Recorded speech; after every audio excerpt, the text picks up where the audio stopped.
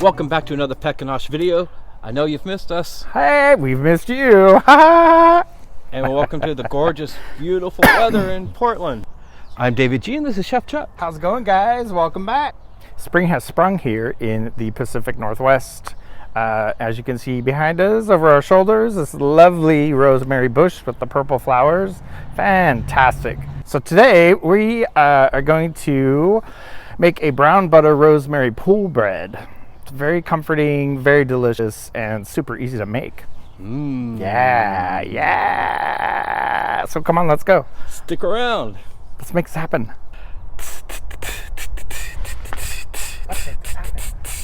Give us jazz hands.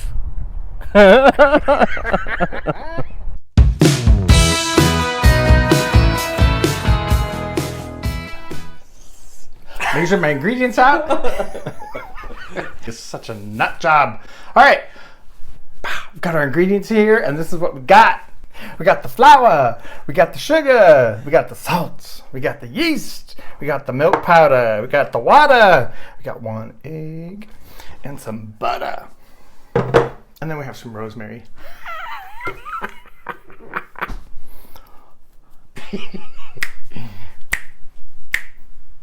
Let's brown some butter. Yeah. So we're using the lovely unsalted Kerrygold butter. Got it on medium heat. Gonna brown the butter a little bit. Then we're gonna toss our rosemary in and let it sizzle. Sizzle, yeah, sizzle.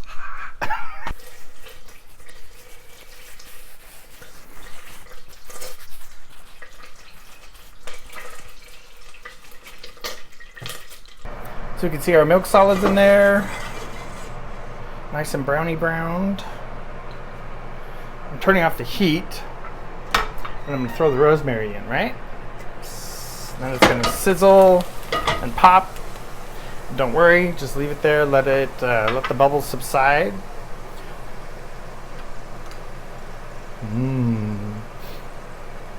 So essentially, this rosemary is frying, so it's going to get crispy, right?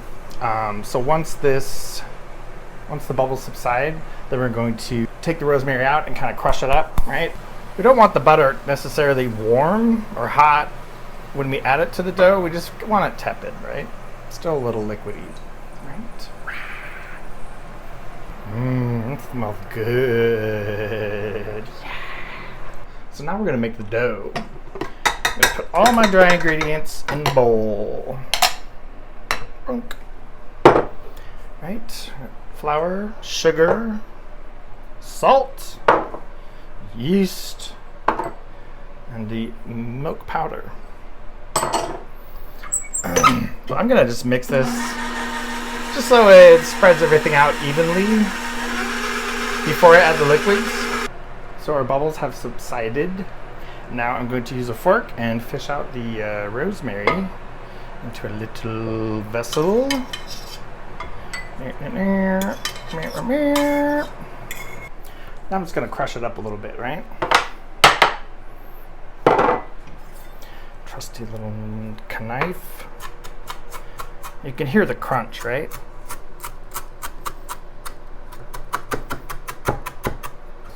So now we're going to pick all that up. We're going to add it to our mixer bowl. Just like that. Now we're going to add the liquids. I'm going to start with 1 egg. Now I got 2 cups of room temp water here. I'm going to add 3/4 of it first because the flour, depending on when it was harvested, how long it's been sitting around and all that, is going to be less or more absorbent. So I'm going to start with 1 3/4 of a cup. And if I need to add more, I will add more. I'm going to mix this dough for about 7 minutes total. I'm going to start the process right now just to get the dough going, and then I'm going to add the butter, and then we're going to proof it. Woohoo!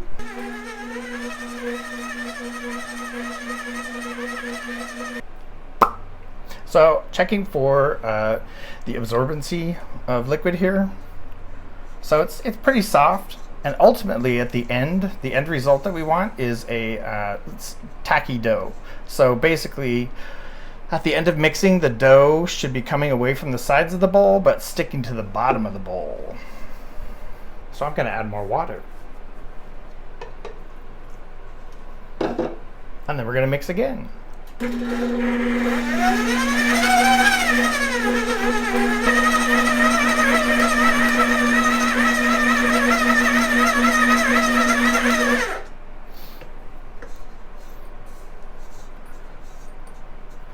So I'm touching my dough, and it's a little tacky, and so am I sometimes.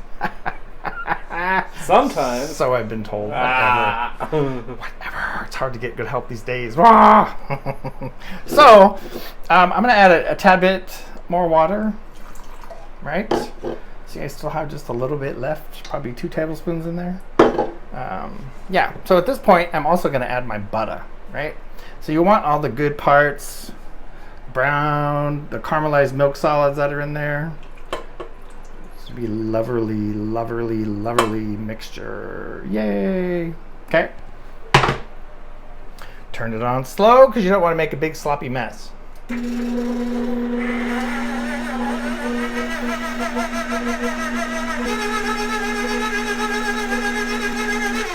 So now I'm going to mix it in total probably for about another 5 minutes, but I'll check the elasticity in just a few minutes, okay? Yeah. So it's been about 3 minutes, and I'm going to scrape the bowl down just to get everything, make sure there's nothing left over, which there obviously isn't. Very nice. It's a little tacky. It's pulling away from the sides of the bowl and sticking to the very bottom in the center. Yeah! So we've mixed our dough about 7 minutes now, right? So we're looking at the structure, the development of the gluten, the proteins in the flour. So we don't want to develop our gluten too much in this dough because it's not, we just don't want that, right? And we just want to mix it to where it's just about starting to develop a nice elasticity. And just keep in mind that through the proofing process, the glutens are going to continue to develop. So this is about a good time right here, right? It's just the beginning stages. You see that little window? Well, not that, but that little skin, right? Nice. Okay. So now our dough is mixed. We're going to scrape down the bowl. We're going to cover it with plastic, and we're going to let it proof until it's double in size. All right, bowl scraped. Hands are very, very dirty, so I think I should wash them before I put the plastic on. So, yeah.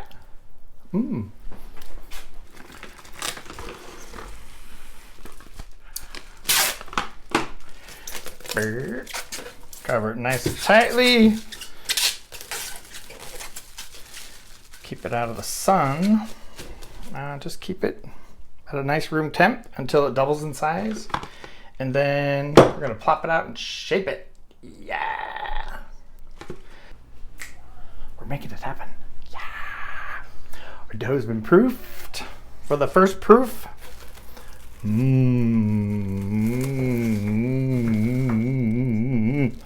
nice and warm. Feels nice. All right, so now the fun part is the shaping part, right? Got a little flour on the countertop here. We're just gonna plop it out.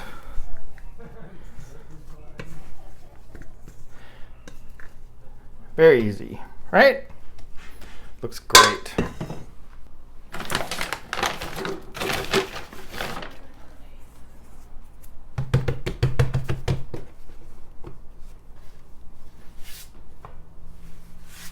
So I don't have a scale right now, so I'm going to eyeball 1.5 ounce portions, right? Because we're good eyeballers. Wink, wink. 3, 4, 5. Yeah, we can make it happen. Yeah, that's probably good. So what we're gonna do is cut all the dough divide it all into 1.5 ounce portions, right? I'm gonna show you guys a couple ways to bake this. We're gonna put a bunch of rolls in cast iron skillet, and then I'm gonna make some little centipede loaves with 4 balls of dough to show you an alternative.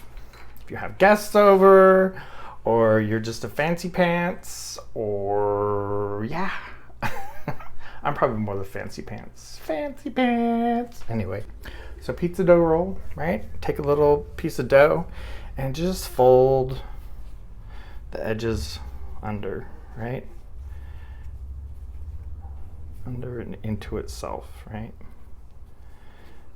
Okay. What this does is it creates a better structure inside. And I'm just gonna roll it a little bit to make it nice and round. Just like that, right? And roll the dough in itself, essentially taking each corner into the center.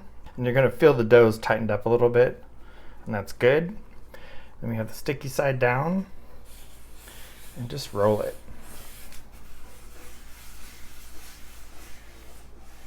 So I'm rolling it kind of in this part of my hand, right? Might take a little bit of practice, but it's not a big deal. It's like anything. It gets better over time, right?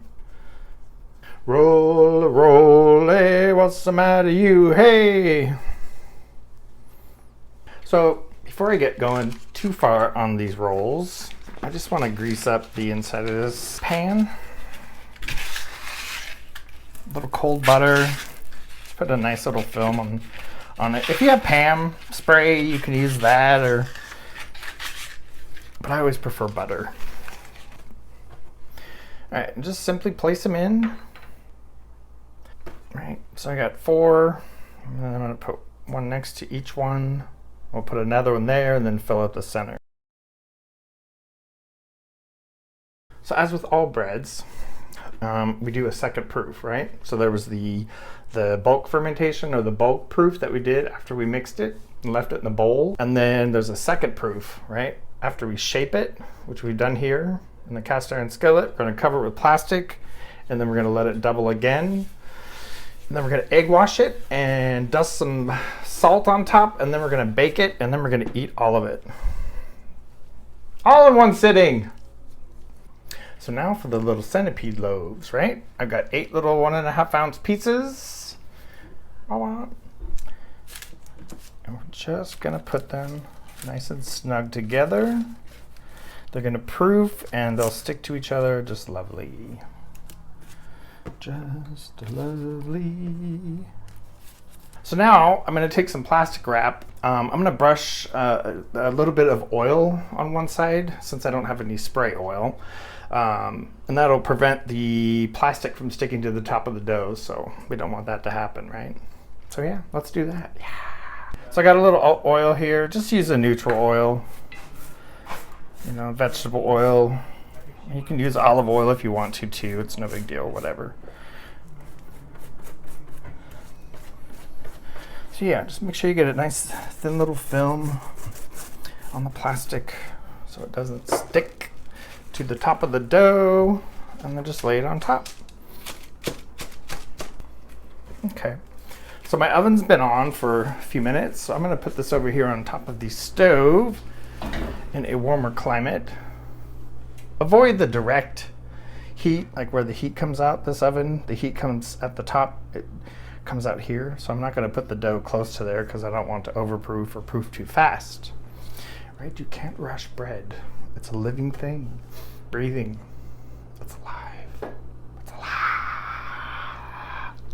So these are gonna proof for, considering the temperature in here, which is a nice warm room temperature.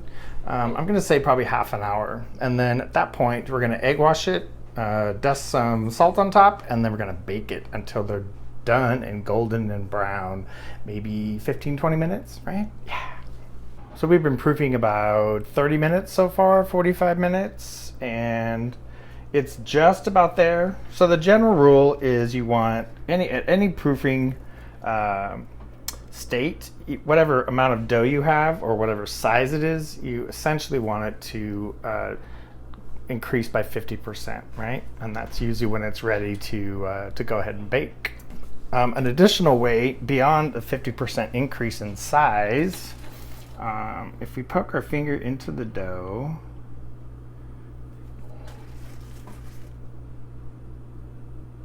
and it comes back slowly, then we're good to go. If I were to make that indentation and it came back really fast, it would need more proofing. But since that indentation's kind of stayed there and just slowly returning, we're good to go.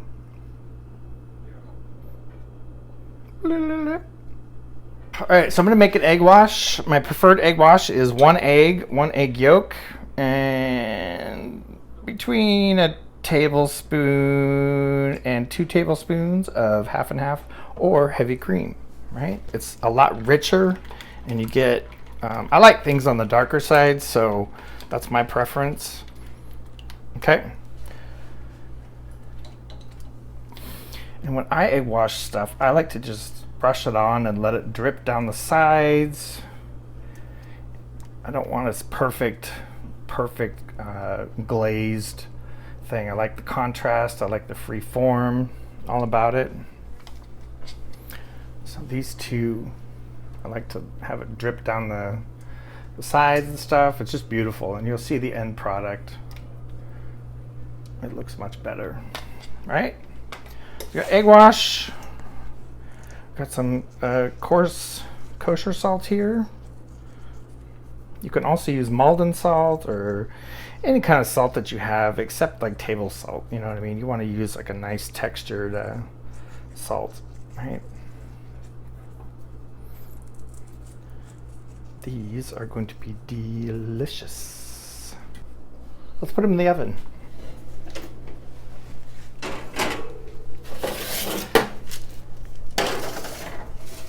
All right.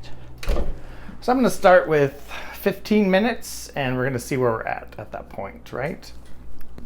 Yeah. All right, timer's gone off, 15 minutes. I'm going to check these out. Ooh, nice. So the one I started on the bottom has more color on the bottom of the bread. So what I'm going to do is trade spots. I'm going to put this on the top shelf. And then I'm going to put this lovely thing on the bottom, right? The top will continue to bake. The bottoms will get a little darker, right?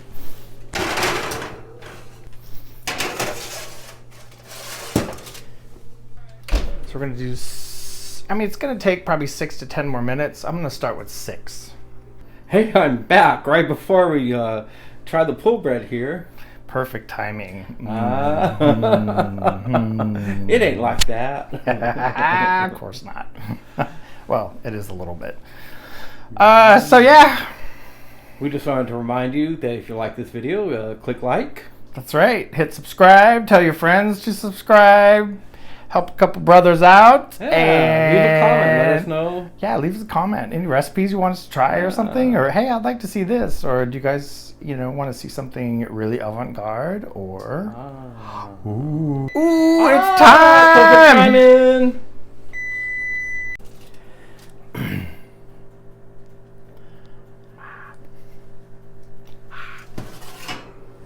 Ooh. Little centipedes. Yeah. Looks pretty good. Nice and shiny. Yum. Yum. I think they are quite delicious.